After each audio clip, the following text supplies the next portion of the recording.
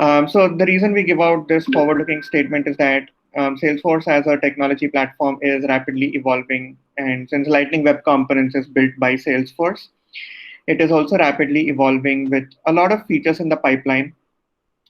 And given that I am working for Salesforce, I will get to know some of those before the general audience gets to know. So I might give out some statements right now. So don't make your buying decisions based on that, is what the statement typically talks about. But not to worry, today we are going to cover UI framework. So not a lot of it is paid actually, you need not purchase anything. It's all available for free and it's open source. So don't worry about any pricing or anything like that. It's all completely free. So today we are going to, of course, talk about Lightning Web Components. But before that, we are going to see the current state of the web and why web components came into existence. And then we are going to talk a little bit about Lightning Web Components. Then we are going to build our first app. And then I'm going to show you how you can learn Lightning Web Components easily using recipes. So feel free to use the chat button on this Google Hangouts meeting in case you have any questions. Put it on there. I'll take a look at it at some logical point. Okay, so coming to the state of the web. So to understand why web components have come into picture and why Salesforce as a company is investing in web components and the whole standards, it is useful to go back to around 6 years ago and look at the 2014 web stack. So back then the web standards was pretty limited, and by web standards I mean the browser in itself, what is it capable of running, is the web standard. And back then it was just ECMAScript 5, some events, standard elements like your HTML tags, div tags, p, and all of those, and some basic rendering the browser used to do. And that was not enough to run our enterprise grade applications, our single page applications with a lot of re-rendering that we do. And the architecture that the browsers had back then didn't really support it, and which is why these frameworks have come into picture. So frameworks were essentially responsible for providing more layers on top of the browser so that you can easily develop these web applications. So for example, you build an app and you want one component to load conditionally. So one part of the page has to appear once and the other part appears at some point later. So it was not very optimal way in which you can do it using standard web. I mean, all you could do is, like, let's say, hide and show elements using CSS. But it is not truly dynamic component generation or the whole SPA architecture. That was not possible. And that is where frameworks came into picture. I mean, a lot of you might already be working on these frameworks, React.js, Vue.js, all of these, Angular. All of these are different frameworks that were built on top of these web standards. Now, the problem with frameworks really is, I mean, they solve the purpose, but given that there are n number of frameworks out there and each framework had a different way of solving the same problem, the code that you build using one framework was not easily interoperable with another framework. So if you build a component in one place and want to put it somewhere else, it was a little bit of a pain. And that was on the technology side. But coming to you as a person, as a developer, your skills were not really transferable because if let's say you've worked on Angular JS projects, I can't like take you and put you in a different project with a different technology stack because your skills are only for Angular JS. So that was a bit of a problem. That made finding developers difficult for companies. And of course, depending on how good the framework is written, the performance of the framework is going to be based on that. So some frameworks might tend to work a little bit slower because essentially what a framework is a whole bunch of JavaScript code that runs on the browser. And whatever component that you create, whatever website that you create is actually running on top of the framework, which means you write a piece of code That code is then compiled by your framework, and then the framework is going to run it on the browser. So there is like multiple layers involved, which means your app is going to become a little bit slow. But then what happened? So since like 2014, 2015, we have seen a tremendous change in web standards. I mean, there were unprecedented levels of innovation that is going on, primarily driven by these two organizations, W3C and TC39. And with that, what happened is in the last 5 years, the web has evolved a lot. And this is how the web looks right now, 2019, 2020, where you can see the orange box that was the web standards has now become significantly larger with ECMAScript 7, with the introduction of web components, templates, decorators, modules. All of it is now a part and parcel of the web standards, which means your browser itself is capable of doing all of this. So you don't need a bunch of frameworks to do the same thing. But what is a framework still used for? I mean, if you notice, the framework also has become very thin, which means it is only offering like specialized services, data services, or maybe custom UI components. So maybe one framework comes up with their own component and says, okay, if you use this framework, you can create an accordion easily. Maybe. So that is how frameworks are right now working. And many companies are building these frameworks, but when you want to scale a framework for enterprises, so that is where the challenge lies. I mean, you and I can create a framework right now, but how are we going to scale it up for enterprise scale? So what does an enterprise scale mean really? What it means is it has to be performant. So it doesn't matter on what browser you're running, on what kind of system you're running. Uh, the framework has to be performant enough that enterprises are not going to adopt it. The second most important thing is backward compatibility. So let's say I release a framework today and I build some components using that. 10 years down the line, the framework might change significantly. It might become more better, but it should still support my old components. So every time the framework gets an update, I should not go back and modify all of my code based on the updates that the framework rolled out. So that is backwards compatibility. I write the code once, and the framework still continues to support it, how much ever down the line. Safe evolution is the most important criteria. Like I said, again, it ties back to the updates to the framework. Any new update should not break the existing implementations. And most importantly, multi-browser support. I mean, I don't know how many of you heard, but it's good that Internet Explorer is being sunsetted um, because that seems to be quite the pain given the multi-browser support, because some things that all the browsers seem to handle very well is not supported on IE 11. So the framework that is available, it should also support these legacy browsers, because not a lot of people are using Chrome in enterprises. So we did a survey when we were trying to build this Lightning Web components. And of course, Salesforce, as you know, it's quite an old company. It's 20 years old, and we've been running a browser-based application since then. And what we've noticed is more than 50% of our traffic still comes from Internet Explorer, because enterprises require that level of security that Internet Explorer provides. God knows what that is. But that is what we noticed. So IE 11 definitely is still being supported by us. So those are the enterprise scale challenges, and all of this came into picture when we were trying to come up with a new UI framework for ourselves. And that is when we introduced Lightning Web Components. So this is a new framework that we have built, and it's completely built on modern web standards. So this is a very lean and light framework. And as a matter of fact, the runtime compiled version of Lightning Web Components is just 7 KB. So it is that lightweight of a framework. And this is what you can use to build your components that are reusable across any of these different platforms. So essentially with this framework, you can write once and deploy anywhere. So all of these stacks are currently supported.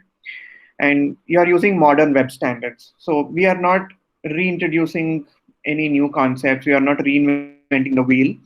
We are basing off on existing web standards. So I told you the drawback of frameworks before, right? That everyone has their own custom implementation and then your skills are not interoperable and stuff.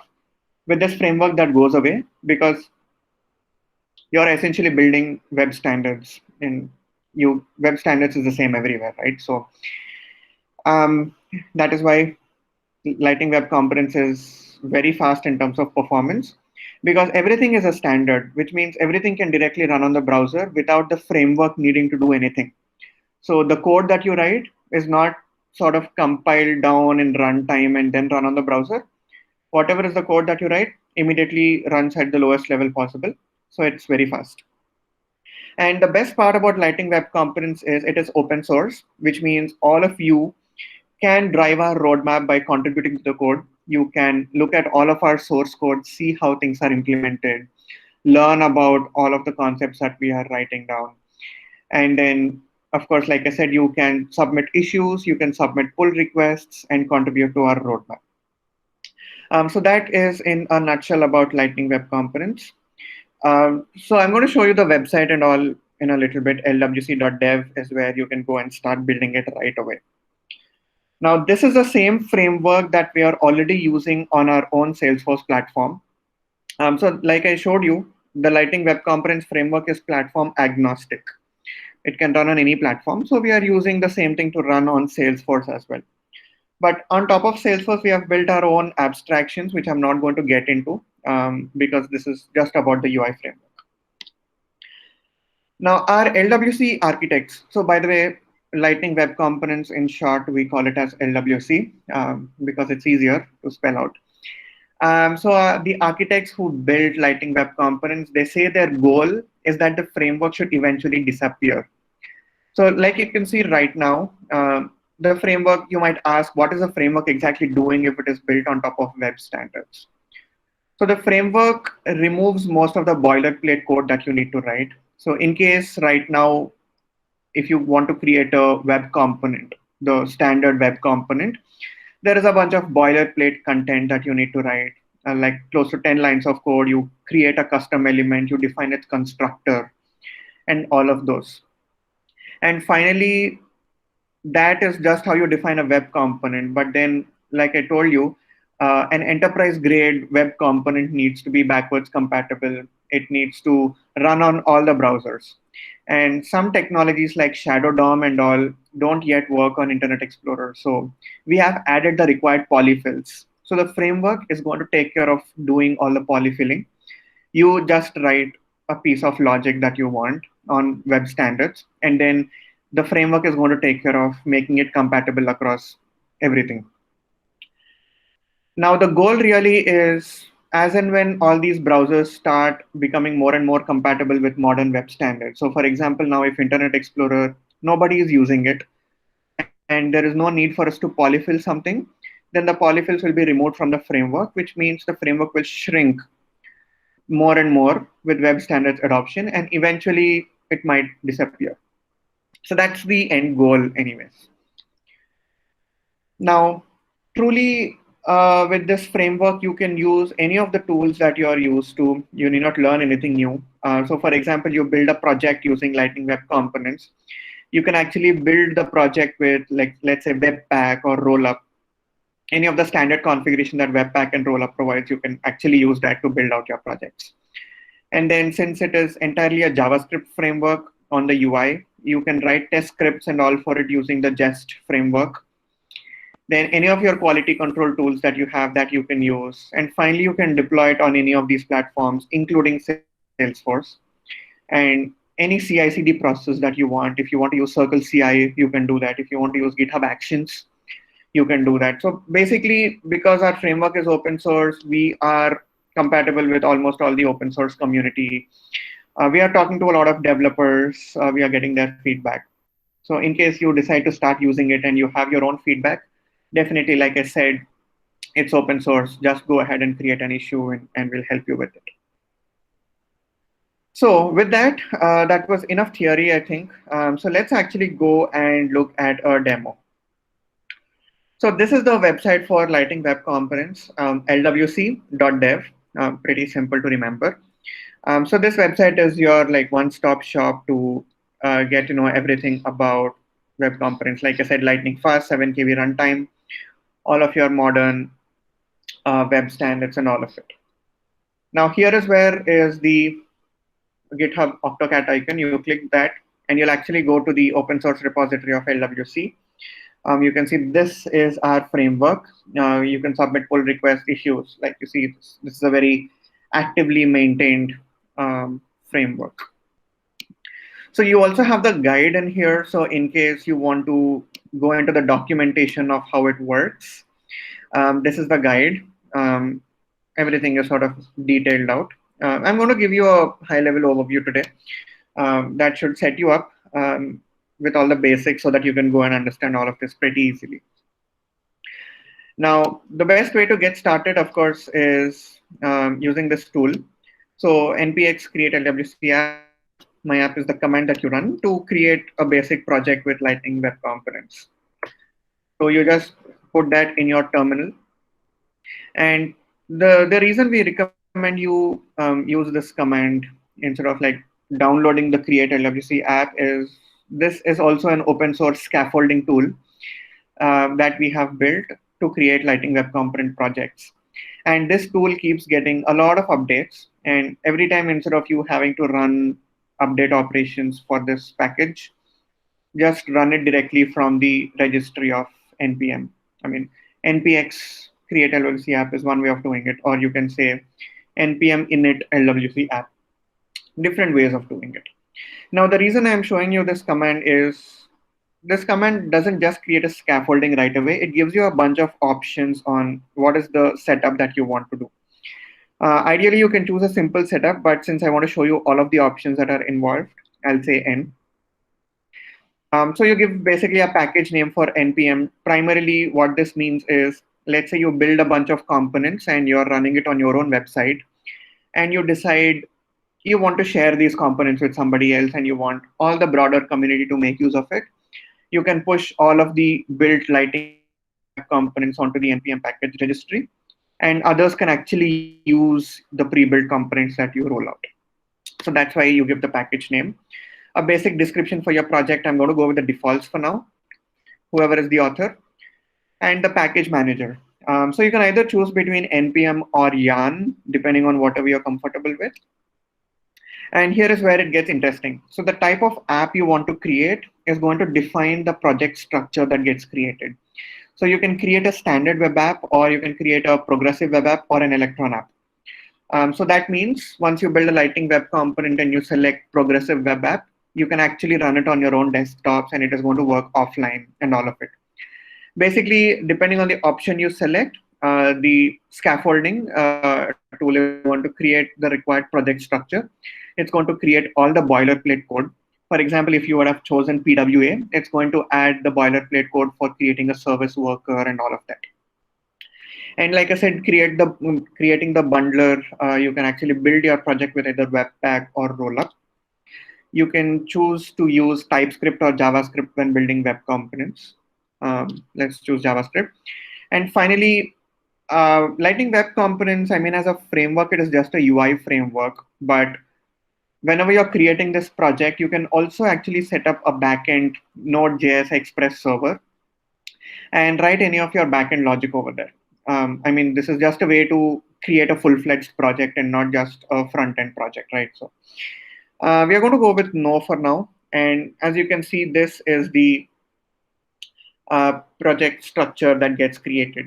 And once the project structure is created, it's going to um, install all the dependencies because it automatically runs npm install. And once this is done, we are actually going to go to VS Code and we are going to look at this project. So let me open a new window and open this particular app. Okay.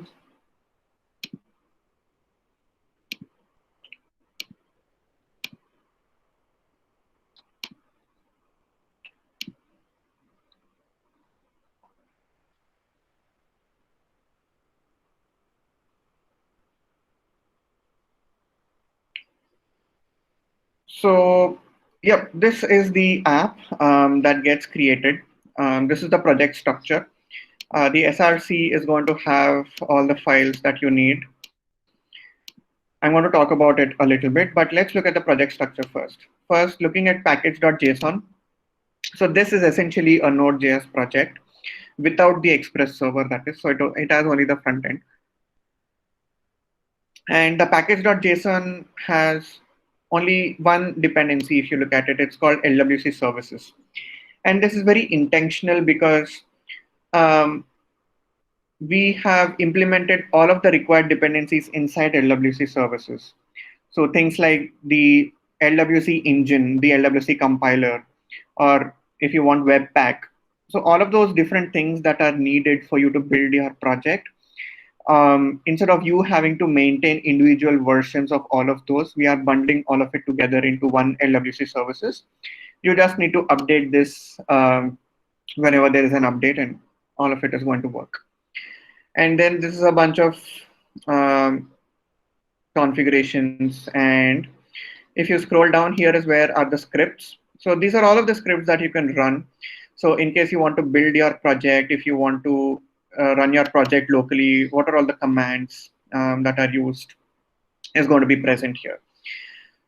So let's see one of this command in action. So if I run npm run watch, what it's actually going to do is it's going to create a local development server using Webpack, and it's going to open up it on this port. And here is where it is that is running. So this is the typical boilerplate content that you get on your projects. Now, because this is using the Webpack development server, any changes that you make to the code is automatically going to trigger a refresh of the UI. That enables rapid prototyping and rapid development.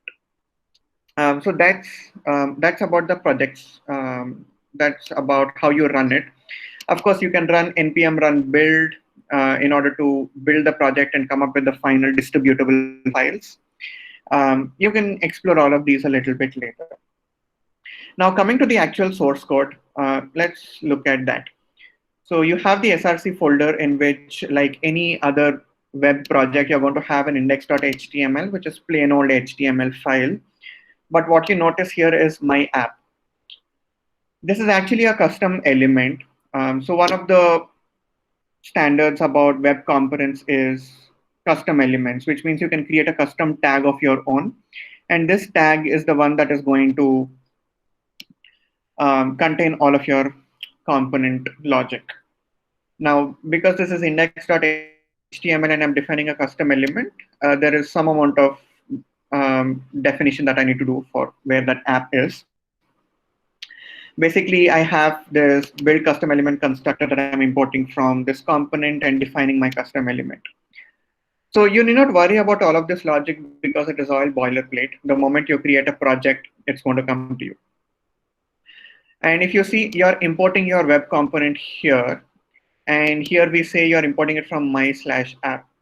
And this is where your web component code is going to live in the modules folder. So inside SRC, you're going to have a modules folder, inside which you might have a namespaced folder also. So here I have given my/app, which means it is actually present in the my subdirectory. Now this namespace concept you can use however you want. I mean, depending on the author or depending on the functionality, you can choose whatever namespace you want to create. And each of these are web components. So you have the app web component, and then you have the greeting web component. Now, if I dive into the app web component, you'll actually see that it contains a basic structure. So the bundle of your web component actually has a HTML file, JavaScript file, and a CSS file. Now, all these are web standards. None of it is a custom defined file, right? I mean, if you would have chosen TypeScript, it is going to create an app.ts. But other than that, pretty much all of it is web standards. And you also can write your test scripts inside your web component. So this is written using Jest framework. So all of the syntax, if you are familiar with Jest, it should seem familiar. all of the syntax of jest. So this is how you would actually create web components, any custom resources that you have, you're going to create it here and you're going to work with it. Now, this is a ready-made project that comes to you whenever you run the command, and then you're going to start building out your logic.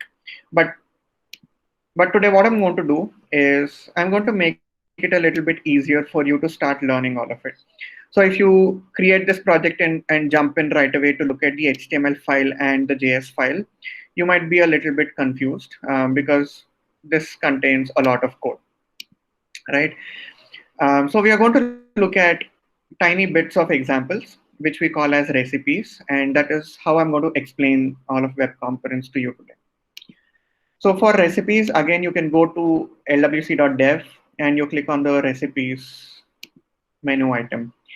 And this actually is going to show you the recipes page. And what it means is each of the style that you see is what we call a recipe, which shows you how you can implement something in less than 30 lines of code.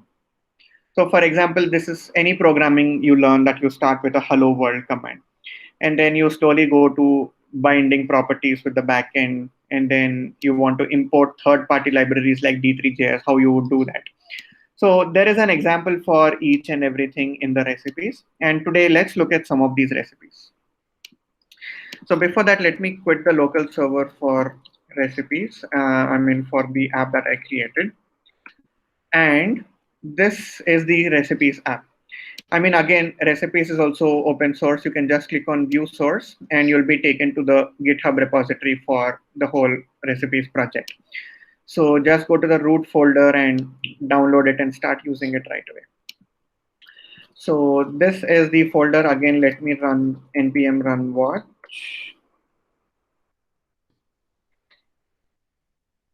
And again, it's the same thing. It's the same LWC project. It's going to do the same thing. It's going to create a local dev server with this. And the moment I go ahead and refresh the local host, it's now going to run the recipes app locally. It might take some time because it's initializing for the first time. But let's look at the deployed version. So the first thing is the hello recipe. And the way you look for a particular recipe in the source code is just copy the name of the recipe and open it up.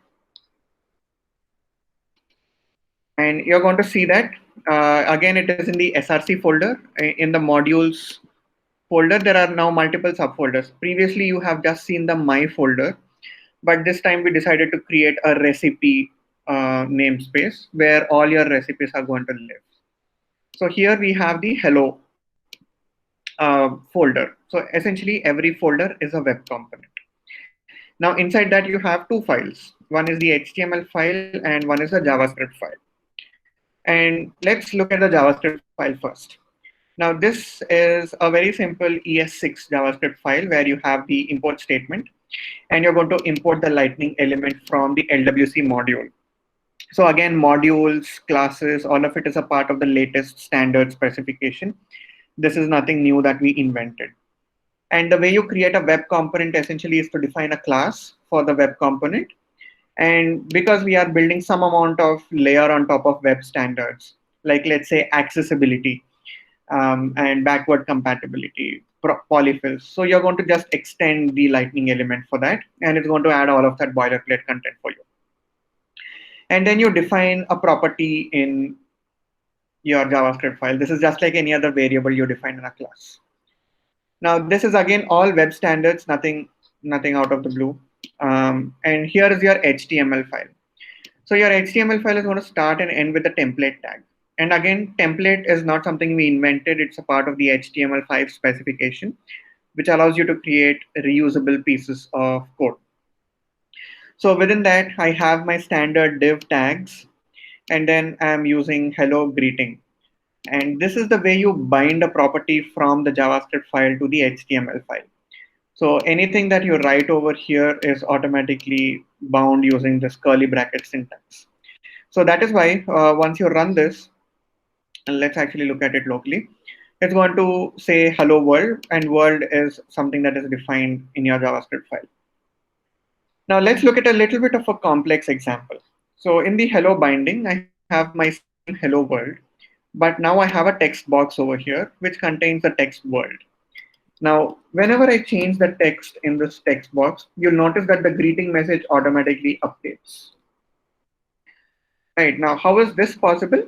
So for that, let's look at the hello binding recipe. So in hello binding, again, let's open the JavaScript file. And what you'll see right now is a handle change event. Now, why a handle change event? So we have the greeting over here, and then we have the input tag. I mean, here we used a custom component that we built on our own for styling purposes, but you can use your standard input tag as well. So I can actually change it to the standard input tag and maybe give type is equal to text. Anyways, that is the default value. And I'll define the on change event on my input tag. And this is actually going to call the handle change function. So like you see, whether it is a property or a function, the way you bind it to the front end is using the same curly braces. So now we are going to call the handle change function, and then we are going to update this property.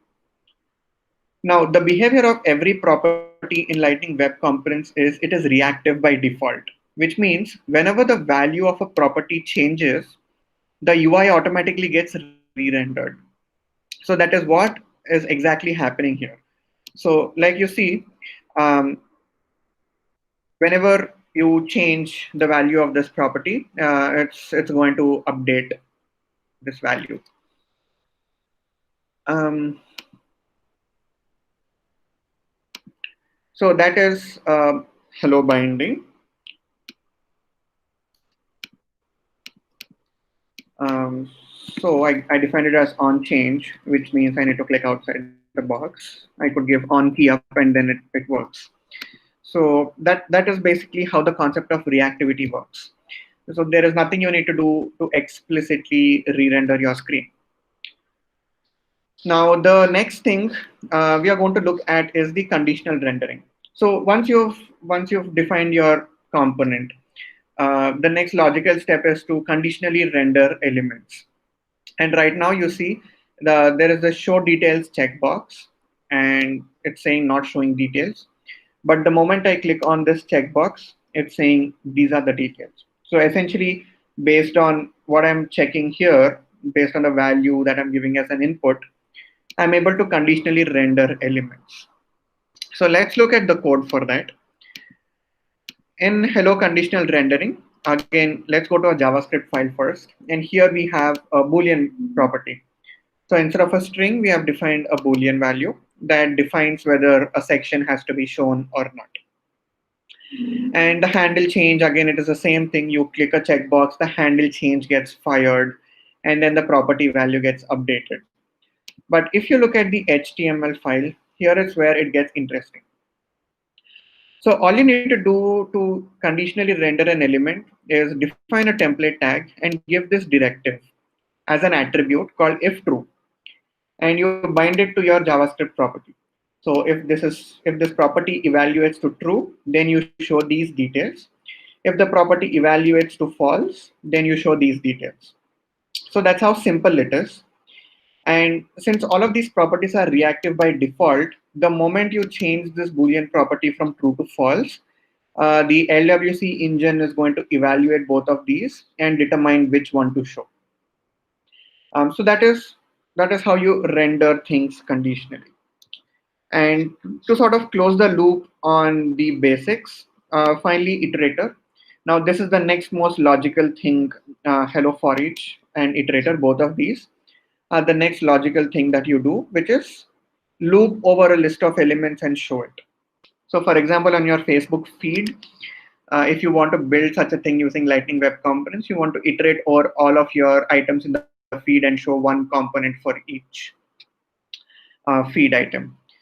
So that is for each. And actually, if you look at the code, it's going to be very simple again. The backend or your JavaScript file is just going to have an array. because it's a list of values. And in the HTML, you are going to define a similar template tag, but this time you're going to use a different directive called for each, and you're going to bind the array to for each. And then you say for item, which is the looping variable. So just like you say for I is equal to 0, I less than contacts, I plus plus. So this is going to be your your iterable variable. And then inside the for each tag, you can actually use .id, .name, because we have defined this to be an object, right? An object with ID, name, title. So you can actually use contact.name, ID, title, and you can feel free to do that. And what you notice here is the key attribute. And here is where the LWC engine's power really comes into effect. So for every object, for everything that you iterate on, one of the requirements that we have is that it needs to have a unique identifier. So every item in the individual list needs to have a unique identifier, and it has to be defined using the key attribute. And the reason for that is for performance. So let's say you have these three list of contacts. Now, let's say I update this particular name from this to ABCD. So ideally, you're making a change of only one object. So in order to improve performance, whenever you change a single detail, we will not actually loop through all the elements again and re-render your screen. So the moment you change something, I said LWC engine reevaluates and re-renders the whole screen. So in terms of iteration, and you define the key attribute, we are not going to re-render the whole screen because it takes a lot of time. We are going to identify what object has changed or something in the backend has changed. And if it has a unique ID, we are only going to render that one particular node in your front end. We are not going to re-render all of your nodes. We are going to re-render only that one particular line item in this case. So that is how we are trying to improve performance by making sure we are not overdoing stuff which is not required. So that is one thing. Now, quickly going to the next example, of course, all of you can go back to the recipes and look at all of these different examples. But in one example that I want to show you is composition. So composition essentially means um, putting one component inside the other and sort of creating your component hierarchy. That way you can make your components reusable. So I don't know if you would have noticed, but we are already doing that in all of the recipes. So for example, here you have a component called recipe view source. And how do you identify the view source recipe is here. Now what you notice is the recipe's name is view source, where it is in the camel case. But now once you define it in your HTML, there is a kebab case notation that we want to use, because this is how custom elements are defined. So everywhere there is a capital letter, you split it with a hyphen. So this is the way you define your custom elements. And this is again a standard, nothing new that we are doing. So if you want to look at embedding one component inside the other, all you need to do is you need to namespace specify that component. Because this web component is present in the recipe folder, you're going to say recipe hyphen and whatever is the name of your child component. And whenever you're defining the child components, you can actually use slots. So again, templates and slots is a web standard out there. So you can use slots to dynamically pass in whatever information you want into the child component. So that's actually a lot of things that I discussed in the very first session, which might get a little bit confusing. But really, the key intention behind showing you all of these examples is to tell you that this is nothing different from web standards. It's all HTML and JavaScript standards. But we have defined our own way of doing it because of performance, because of the way we want to backward compatible it, and because of a number of ways. But in the end, anything that you write once is deployed anywhere, and it is going to work forever without you having to make a ton of changes anytime soon. So that was actually a little bit around web components. And of course, all of this is a very complicated project structure if you want to call it that. But notice what happens once I run the build command. So once I run the npm run build, it's actually going to use Webpack in the backend because I've chosen Webpack. And then it's going to start the build process and create a distribution directory. We'll wait for just a second to look at the distribution directory. And then we are going to see the output.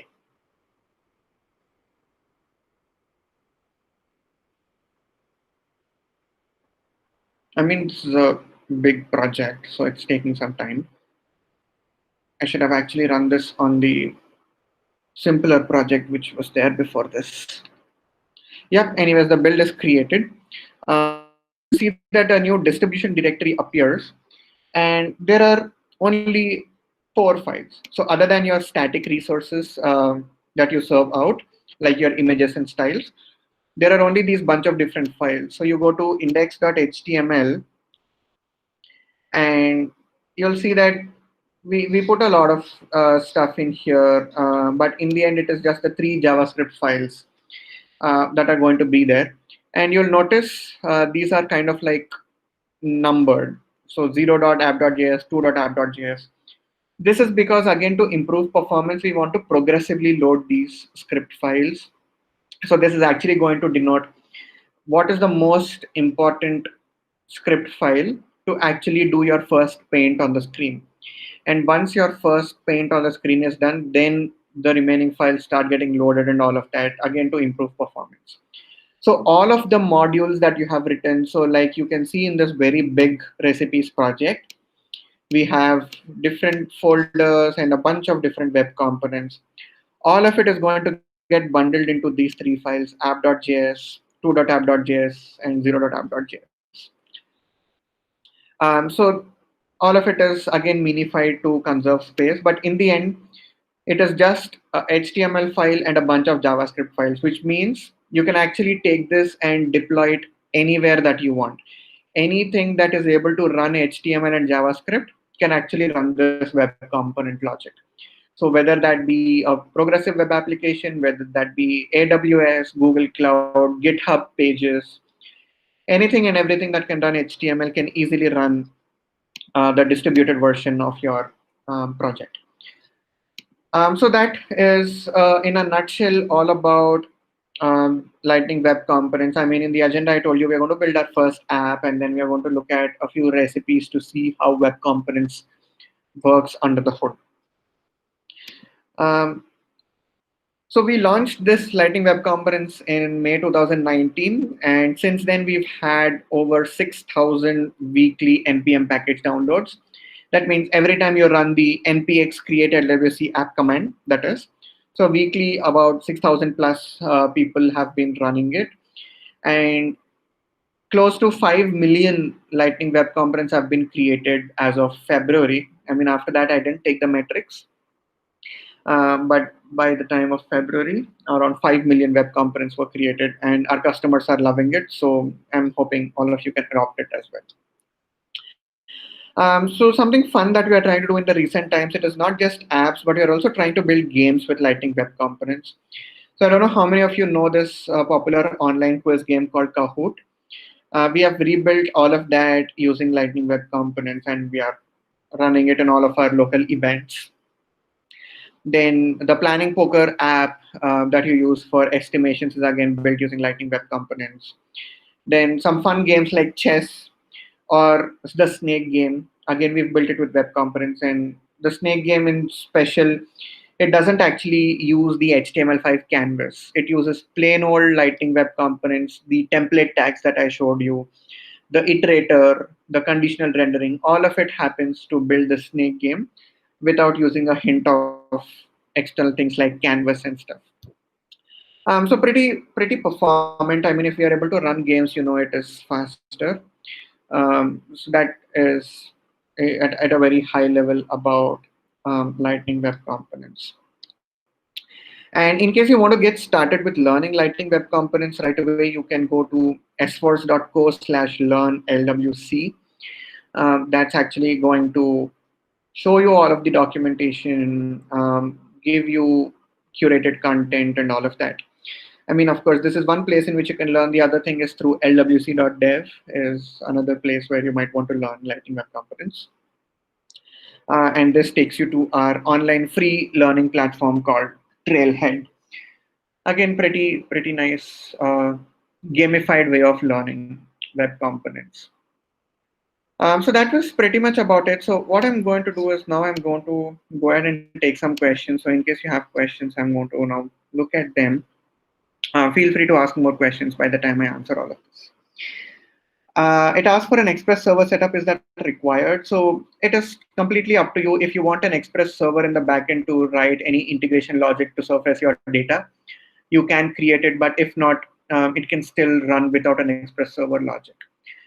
So I told you about the snake game, right? I just built it 3 days ago. I've actually live coded it in front of 400 people. The recording is there on YouTube. So that doesn't require an Express server setup. So that's just plain old front-end UI logic. So this is so nice. Thank you. I'm glad you're able to connect to it. How does the app know that property inside curly braces in HTML is valid JS expression or identifier? I mean, what happens behind the scenes? How does my HTML know it is from the JS file? Are we including it somewhere? That's a good question. I mean, that is the way binding typically works in web components. So in case you were to write a property which is not there, or a function which is not there, it wouldn't necessarily throw an error during compile time, but during runtime, definitely yes. Because let's say you have defined this on change to be handle change, and then you haven't defined a handle change function in the backend. So the moment you enter something, the browser invokes on change. It tries to find the handle change method in the JavaScript file, and it doesn't find handle change. So it says handle change not found in the console. So it's the same with greeting also. I mean, for properties, it becomes a little bit easier because if a property is not found, JavaScript generally defaults it to undefined, and then it returns undefined. Now, like I said, typically, even when you run the watch command or you run the build command, you've seen that it bundles down into index.html and a bunch of JavaScript files. So anything within JavaScript, I think the browser itself is able to resolve between all of those dependencies. Like I said, browser is going to do most of the work in terms of Lightning Web Components. So that is what it is. That is how it's going to know. Looks like a lot like React. Probably yes, but I'm officially not allowed to compare React and Lightning Web Components. It is up to you to use both of them, and then maybe if you would want to publish a blog post around comparing React with Lightning Web Components, we'll be happy to look at it. We have our own goals in mind when we talk about Lightning Web Components. I mean, like you have seen the architects say, uh, we want this to be a living and breathing framework which becomes thinner and thinner over time and eventually to disappear, because we want to push web standards forward. As a matter of fact, we are on the board of both these standard organizations, and we are actively pushing web components forward. Can you also compare this with static site generators? Frankly, I haven't worked with static site generators before, so I can't really compare it with static site generators. Does it use lit HTML element behind the scenes? Kind of the inspiration is taken from there. I mean, if you look at the syntactical wise, you will find a lot of similarities between lit element and HTML element. But the HTML element, if you actually go into the framework and look at why are we not using the standard element and why standard HTML element, and why we have created our own Lightning element, it's primarily for abstraction purpose and security. So I mean, if you look at what the HTML element is capable of, it's a lot. But with Lightning element, we have added some security layers on top of it. Again, because it has to work for enterprise customers, and enterprise customers require some amount of security, we are able to abstract some of the HTML element information, put our own secure layer on top of it, and then expose it. So internally on the Salesforce platform, we use something called as Locker, and that is something that we are planning to roll out to this version also. I mean, the open source version of Web Components also, we are trying to roll out Locker. And the primary purpose of Locker is security, so that, I mean, by design, one web component will not be able to access and modify the details of another web component. That is the HTML standard. But we are trying to put in more logic so that it is more and more secure. More details will be revealed later, but just know that if we have added an abstraction, it's for a very good purpose.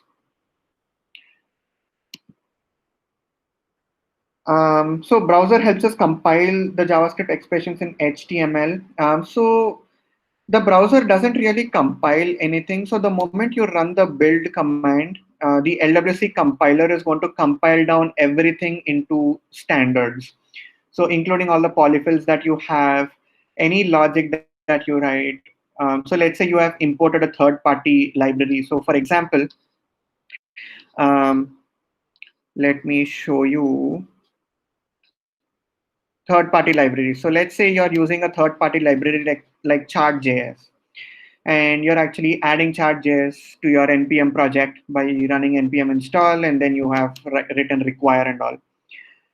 So whenever you compile the project or you build the project, it's going to transform all of this into standards. So anything that the browser can understand, like web components, like your constructors, your classes, HTML element, everything is going to get compiled down into something that the browser can understand. So when the browser is looking at your compiled version of a web component, it knows that there is this property that exists. I mean, the best way I can explain it to you is, okay, so let's consider it this way, right? If you want to create a web component without any framework, just with vanilla JavaScript. So let me Google for that. Create a web component. First, it will autocorrect. So, um, so this is all of your logic example. Okay, this is a bad example. Okay, this should have some logic maybe. Yeah, so this is how a web component, if you write it without any framework, is going to look like. So if you want to use this new tag called app drawer, you're actually saying create element, and before that you're defining a class which extends HTML element, and then you're defining a custom element, and any logic that you want to put inside your custom element again goes inside JavaScript itself. So for example, you're creating a shadow root, and then you're saying dot inner HTML is equal to all of this. So everything, that even the HTML code that you write, is actually written inside JavaScript in terms of web components. But in Lightning Web Components, we separated the layers. So your UI layer is going to have the logic inside a template, and your JavaScript is going to have just the class and all of this. Now, when we build this, when you run the build command, we're actually going to convert it down to this one. So because this code is minified, you might be able to not see all of the logic. But if you actually scroll through all of the built logic, somewhere in there, you'll find this kind of a logic for your web component. So we are going to convert all of it to something that the browser can understand, which is why everything that gets resolved, if something is not able to get resolved, like a dependency, that gets thrown during the build time itself. So in case you have used chart but haven't imported it into the library, we are going to throw a build time exception saying that no, this is not present. So it's all at build time. Um, Yeah, so I think that should clarify. I mean, if it was not very clear, then maybe get in touch with me on LinkedIn or Twitter, and then we'll have a conversation there.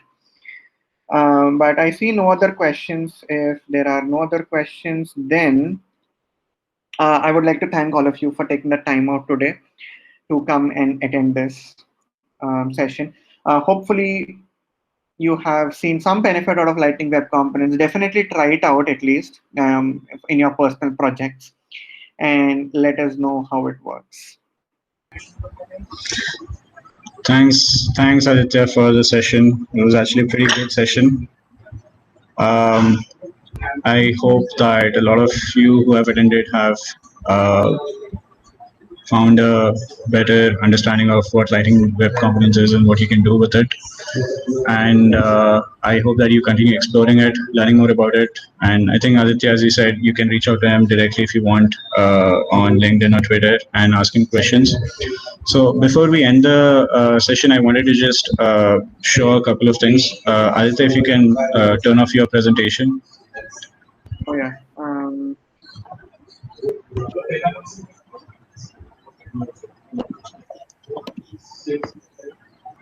Just a second.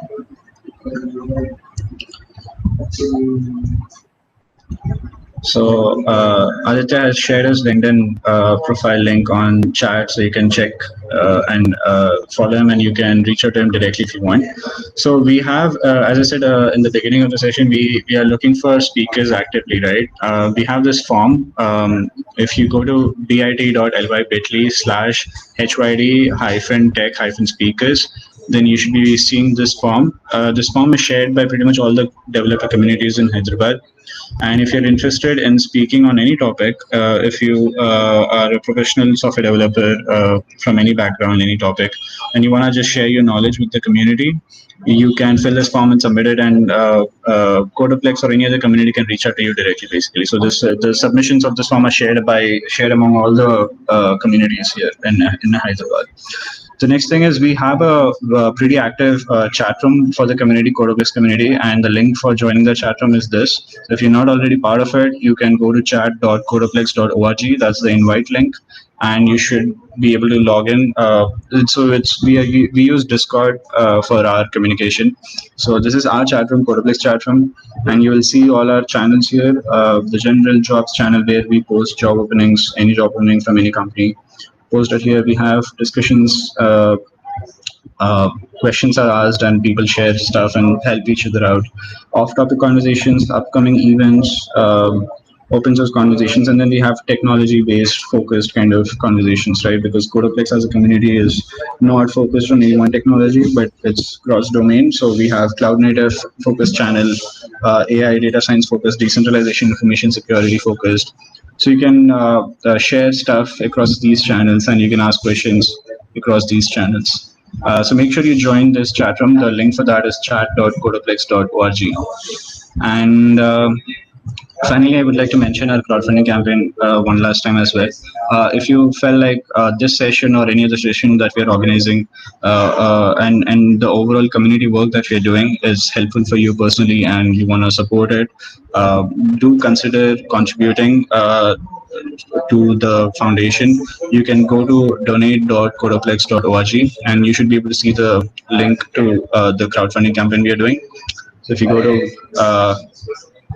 to donate.codaplex, this is what you'll see. If you click on support Codaplex Foundation, you should be able to see the crowdfunding page, and you can donate any amount. It could be a very small amount as well. That's the amount is not really the point. It's like the showing on the support basically, right? So we have had a lot of people who have contributed in the past month. Um, and yeah, like any contribution would be like something we would really genuinely appreciate, because it shows to us as well that we are doing something that people really value as well. And we could then utilize that to kind of do more of what we are doing, basically organizing more sessions, planning more community activities. We have a lot of different sort of ideas that we want to explore.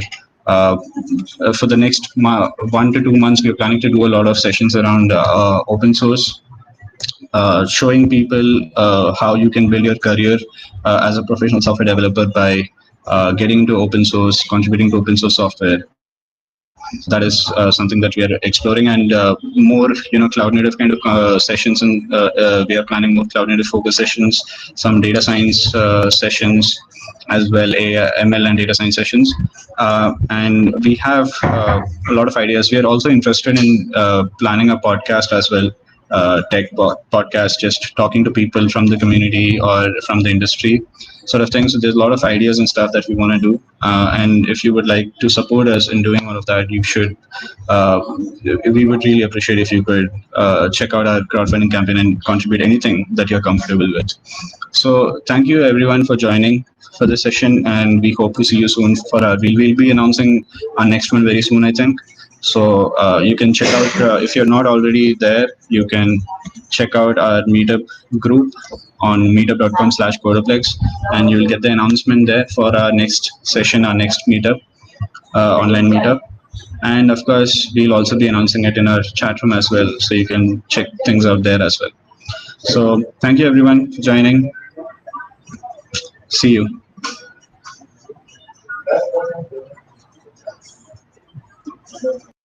Thank you. Just want to say thank you, Aditya, one last time for the session. Sure, no problem. Thank you. It was glad hosting you. Sorry, what was that? I was just saying that I was glad to host you. Yeah, sure. Thank you for inviting me. It was a pleasure talking to all of you. Hope we can plan a few more sessions in the future as well. Yeah, sure. I mean, when we built this game live like 3 days ago, it got a very good response. Maybe we can try something out. Yeah. All right. Okay. See you all in the next session. See you. Bye-bye. Bye.